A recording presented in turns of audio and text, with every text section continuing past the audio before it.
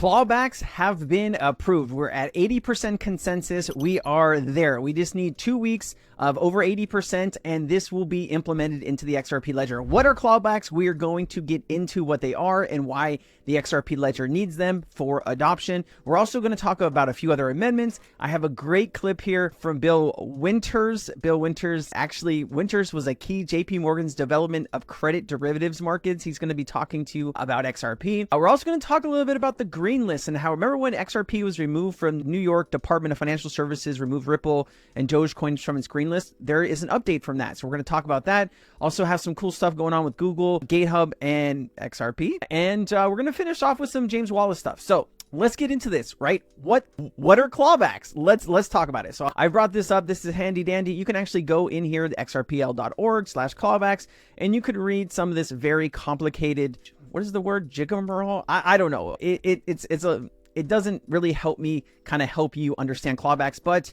I've taken it a step further and I've actually gone in here into the GitHub and I pulled up the abstract and some advantages and some disadvantages. And I think this will help you better understand. So let's talk about this. Although the XRP Ledger offers a rich support of tokens, aka IOUs, or issued assets, including offering issuers the ability to freeze issuances in order to meet regulatory requirements. Some issuers need to be able to go further by having the ability to claw back their issued assets. Issued tokens can be clawed back from an issuer if and only if it allows the trust line of clawback is set. So have you ever bought something on Amazon, it's come in the mail, and it is not what you bought, right? Or wherever you bought it from, right? And you send that item back and you want a refund. Well, that's an example of a clawback. You need to claw back that original money that you paid for that item because maybe that is not exactly what you paid for, right? So the advantages and the disadvantages of clawbacks. Issuers that are registered for issuing on Ledger because of regulatory requirements requiring the ability to claw back funds will be able to issue tokens. By being able to claw back, issuers can ensure that the on-chain view is representative of the balance. Compared to other on-ledger features, e.g. freeze, clawback is minimal and trivial to implement. Clawback is disabled by default. This gives token holders more confidence that they won't be clawed back randomly. And so some of the disadvantages: introduces an additional transaction along with the complexity that comes along with that. Issuers now get additional power, which may be concerning to the token holders and requires additional documentation, including highlighting the fact that the clawback cannot be applied to XRP. So there's obviously some things that need to be figured out with this, but we have reached that 80% consensus threshold. You need this. ETA is February 8, 2024, and it will be implemented, right? One step closer to what we need to be to have all of this done. This is a really cool clip. All right. So also, please like the video. It helps me get in front of more amazing people like you. We're trying to grow the channel. I can't do it without you. So please, thumbs up. I love you. What did he say? So Bill Winters, this is a gentleman, right? Bill Winters, he has an article out in the American Banker. William Thomas Winters, born September 1961, is an American banker who is the chief executive of Standard Chartered, which is another Ripple partner, right? And listen to what he says here because it's a juicy clip. In China, all testing out the digital currencies. How are you gearing up for the disruption of money with central bank digital currencies? How will it change the way you and other banks operate in future? Probably fundamentally. While we're not formally involved, no foreign banks are involved in the Chinese ECNY. I think we're as close to that as we can be to understand how that digital currency can be used for cross-border trade. Going back 5 years, we had digital currency underpinned trade finance and money settlement systems, and using it as a medium of exchange, using things like Ripple's XRP, for example, as a medium to affect real-time cross-border payments. Real quickly, I just want to point out some things here. 5 years ago, right? Remember, they're building out this new system and they're using technologies that they are comfortable with. They're not going to wake up tomorrow and say, hey, you know, XYZ coin that just came out today, you know, it's got a great following, but where's the track record, right? So they're going to use something that they're comfortable with, that CBDCs are using. And this is why I own XRP. I know it's been stale on the price, but I honestly, I do not watch the day-to-day price action for XRP. My emotions go crazy. You know, I'm an emotional person and I got to keep my emotions out of trading. But like when the price goes up, yes, I'm pumped up. I'm excited. Like, let's go. You know, I'm like texting a friend, you know, look at the XRP price. And then when it's down, I'm like, oh shit, you know, like let me hide. And I I just need to have an easier, steady flow in my life. And if the price goes down, the price gets better, I buy a little more, and until something happens, then I'll make a decision. What other amendments are going on, right? So looks like we have, we're close on AMMs, right? Right now, we just need another 7 votes. Yesterday it was 8, today it's 7. We're getting closer every day to this AMMs, and I do think that could be some little bit of price discovery for XRP. And XRP fees, we are at 28 of 35, so we're getting close on some of these amendments. It's feeling pretty good, my friends. All right, so let's talk about this. The New York Department of Financial Services removed Ripple and Dogecoins from its green list. This is back in September 18, 2023. This was after the judge, Torres, gave basically XRP the green light in the US, right? So there's actually a gentleman here, and Brad Kimes was doing content before I got into the XRP game. Great channel, Digital Perspectives. Go check him out. He does some great videos every single day. He interviewed this gentleman. The New York Department of Financial Services, the NYDFS, removed XRP from its green lists after Judge Torres ruled. And we want to find out some answers. What's going on? So check this out. With Judge Torres, the XRP of it. James Murphy. What happened in New York with the NYDFS, James? Less than 2 months later, the New York Department of Financial Services came out with an update to their green list. Now, I have been complimentary of the New York Department of Financial Services for having a green list that the SEC does not have. And this green list says if you're an exchange, you can offer these tokens to New York residents, you're good. If you want to list a new one, then you've got to go through a process with us, which again, that makes sense as well. So I've been, complimentary of how it's been approached. And so XRP has been on the green list. And so Green's good. Judge Torres ruled that XRP traded on secondary market is not a security. Less than 2 months later, the New York Department of Financial Services updated their green list and withdrew XRP from the list. It's no longer green listed for residents of New York to trade in XRP on any platform that has a bit license that can operate in New York. So this struck me as kind of odd because Gary Gensler took the loss. You and I went through it line by line, and it was a loss, and a big loss, and an embarrassing loss. And then the next thing you know, this other state regulator says, no, now that XRP has acquired clarity that's not security, we're going to delist it. This is what we call a non sequitur. It does not follow at all. In fact, if it had not been on the green list, the decision of Judge Torres would be a reason to add it to the green list, not take it off. And so me being a semi-retired lawyer with a little time on my hands thought, you know what? I'd like to understand what exactly has happened here. This is a government servant, a government agency, and we're supposed to have sunshine laws that allow citizens to understand why their government does what it does. So I sent a Freedom of Information Act to the New York Department of Financial Services immediately after that press release came out. In New York, it's called FOIL with an L instead of FOIA with an A. And it just means Freedom of Information Law. So, and it's very, very similar to FOIA, and they have a deadline to respond. And all I said was, I would like to have every single document, slip of paper, text, voicemail, video chat, or anything else that involved the decision to delist XRP from the green list. Want all of that. Oh, and the second thing I want is all communications with any other agency of government at any level, including the federal government or any other state or any other agency anywhere in the world, where they communicated to you about your decision about whether to delist XRP. And of course, what I was looking for there is whether the SEC had influenced this because it makes no sense at all to delist when it's clearly not a security. And a federal judge in the town where you work in Manhattan said, not a security. And so anyway, so I sent this Freedom of Information thing, and basically so far I don't have any documents. So far they have missed 2 deadlines that they get to extend their own deadline. So now the next deadline is the end of this month, January 31st. And so while I am a lawyer and I have a license to practice in New York, I've retained a lawyer who's an expert in Freedom of Information Act law cases, and I'm not going to let it go because what was done here is quite bizarre. Perhaps, Brad, there's a rational explanation for this. I cannot think of what it might be. We want to know. But I'd like to see the documents and see if, in fact, somebody put their thumb on the scale and said, look, I know this is embarrassing to take it off the list when it's clearly no longer considered a security, but we got to do it because somebody over here is applying pressure. I don't know. I don't know if there was a political consideration, but I intend to find out. And if it requires filing litigation in New York, that's what I will be doing. That's what I'll be doing. So why do I like the XRP community so much, right? We have so many unique characters in the XRP community and people with law licenses that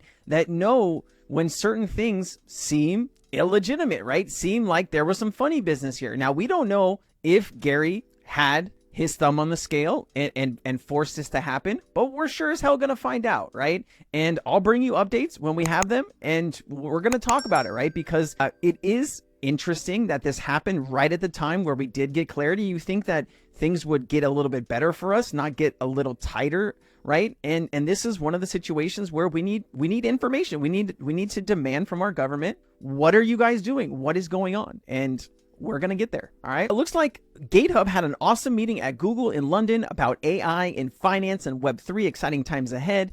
And they tagged XRP community, XRPL, and blockchain, right? So great. I love seeing, people in the XRP community that are building, working with companies like Google, one of the biggest companies in the world. Hey, we need more things like this, right? Because this is really what's going to drive adoption, and this is what is going to drive money into our pockets. Ripple works with financial institutions, regulators, central banks around the world to develop regulatory framework for crypto and blockchain, right? I want to own the asset that the company that has built the asset is working on regulation, right? They know what they need in this regulation. So when they work with these governments around the world, they can tell them, hey, for this to work properly, you need to have X, Y, and Z in your laws. That way crypto can flow across borders and we don't have any issues or problems. And I love that Ripple has been doing this. There's actually a whole article on this if you want to go ahead and read through it, but I want to get to this, okay? And now this is from July 1st, 2023.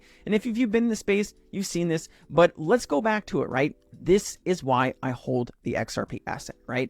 It's not because, 15 million YouTubers are talking about it. It's because I've done the research. I'm looking at this myself. I've taken painstaking years of my life out, like just don't have hobbies, don't play video games. I stay home. I'm on my computer. I'm talking with people. I'm interacting. I'm trying to figure out what's going on, right? What is going to be this next edge in crypto? How can I make money, right? That is what I'm focused on right now at this point of my life, right? And this is one of the reasons. So I'm going to play this whole clip because there's a lot of really good information in this. And if you missed this clip, or if you're new to the XRP space, you should watch this whole thing. Ripple is starting a central bank digital currency platform, which allows central banks, governments, and financial institutions to issue their own digital currency. Joining us now to discuss is James Wallace, Vice President of Central Bank Engagement and CBDCs at Ripple. James, good morning. Big James. Hey, good morning, Jen. Great to be on the show. Thanks for having me. It's great to have you here. Now, let's just start off here. Is this pivot or diversification of the business? It's diversification. Ripple is broadening out different lines of business, and we see a big opportunity with central banks and CBDCs. Talk to me a little bit more about that opportunity you see with central banks. What kind of conversations are you having? Lots of conversations with lots of central banks. I think 90% or so of central banks around the world are evaluating CBDCs. We sort of view CBDCs as one of many digital currencies that will coexist in the world. So, as a company, we're talking to central banks about CBDC. We're also talking to commercial banks about what they will do with CBDCs. And we're also talking to commercial banks and other institutions about stable coins. And then, of course, we're renowned for being in the crypto space. So we view all of these different digital currencies coexisting, and we like to be involved in all of them. What clients do you have right now? So right now we have several clients. We've announced 4. Today, actually, in parallel with this announcement, we announced that we're working with the HKMA in Hong Kong on building out a real estate tokenization platform with CBDC. Which is really cool. I played that for you. We also have 3 other projects, one with the Central Bank of Montenegro, and then 2 others. One is with the Central Bank Royal Monetary Authority in Bhutan, and then the final is with Palau, which is a republic that doesn't have actually a central bank, so we're working with them to issue a government-issued stablecoin. You just mentioned 4 jurisdictions that are very different from each other. Talk to me a little bit about why you're choosing to work with these governments first. Well, as I said, we are working with some others that we can't talk about yet. But generally, we find that a lot of the smaller countries are a bit more nimble and are able to do things more quickly. Probably the opposite end of the spectrum is, the European Central Bank, the Eurozone, or the US, where it's a very complex environment, a lot of different vested, interested parties, regulatory uncertainty in some cases. So some other countries, the countries I mentioned, are able to move more quickly, and that is great for us because it gives us great experience, early on in this marketplace, and it's also great for those countries as well. I want to get your opinion on what's been happening here in the U.S. So some state-level governments have voiced concerns about privacy when it comes to CBDC projects that may be run by the federal government in the future. When you see this news, what's your immediate reaction? My immediate reaction is I think there's some more education needed in the marketplace. I think there's a lot of discussion around a CBDC, what it is, what it isn't. Is it the government going to be spying on citizens, all this kind of thing. So I think there's education required. At the end of the day, I think the federal government, trumps state governments in this. But I think really, I don't think the citizens have anything to be concerned about. CBDC is a digital representation of fiat currency. It's likely to get implemented in pretty much every country around the world. It's coming. There are going to be some great advantages to it, great use cases that will, people will get benefit from. So I see news like that. I think, okay, well, this will probably disappear when people get a bit smarter, a bit more educated about what's really going to happen. So I think the privacy concerns are valid, though, right? What's your response to the privacy concerns? Is it just that once you use it, those concerns will go away? No. So firstly, I think privacy, the way that these digital currencies will get implemented will be based upon the rules and regulations that are set up by the regulators, right? So the technology can support privacy to whatever extent the regulators allow it. So, this is a big talking topic in Europe as well, where there's talk about transactions below a certain limit being completely anonymous, transactions above that limit being known. And the question then is who knows it, right? So today, you and I have a lot of transactions with our banks, other financial institutions. That data doesn't roll up to the government. I think the most likely way that a retail CBDC will be implemented will be as a 2-tier system. So that means the central bank will issue the currency and distribute it to the commercial banks. Commercial banks will then distribute it to you and I through wallets. There you go. There's nothing that says that the central bank needs to have transaction data fed up to their central database. So it can be implemented in lots of different ways. I agree privacy is a big factor, but it's down in the detail of how this thing gets implemented. The constant panic I see from people in America and around the world about CBDCs and their freedom, they watch very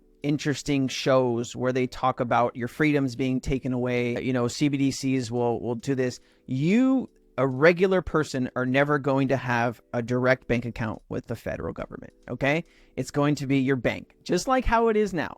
Okay, and I think we need to understand that a CBDC is just a digital representation of the paper money that you have in your wallet and in your purse and in your pocketbook, whatever it is, right? And we're pretty much using debit cards all of the time now anyways. I don't even think I have any dollars in my pocket, but I have like my Visa, my Amex, my MasterCard. Those are the cards that I use every single day. And I think that once we get to a point, right, we're using our phones to pay for stuff, right? Why not have a, digital representation? Boom. Paid for that, right? And I think as more countries launch CBDCs and people see that, hey, there's not fire and brimstone raining from the heavens, that this will all pass just like any new innovation has been, right? When the internet came out, oh God, all these bad things are going to happen. Sure, some bad things happen, but it also connected you and me, and it's allowing us to grow and learn together and do amazing things, right? Same thing with digital representation of money, right? At first, it's very scary, but